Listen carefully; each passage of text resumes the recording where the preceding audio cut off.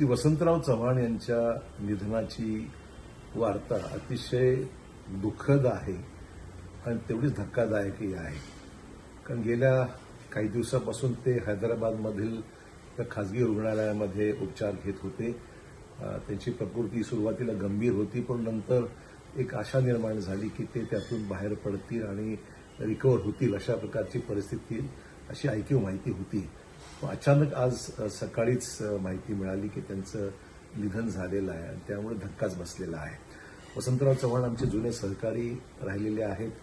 आम्ही अतिशय जवळून काम केलेलं आहे. एकमेकांच्या विषयी आमच्या निश्चित आदराची भावना नेहमीच कायम राहिलेली आहे आणि आम्ही एकत्र काम करत असताना विविध राजकीय चढउतार असतील, सहकार क्षेत्रामध्ये काम करण्याची त्यांना मिळालेली संधी असो, शैक्षणिक क्षेत्रामध्ये काम करायची संधी असो, त्यांनी त्याचा पुरेपूर चांगला उपयोग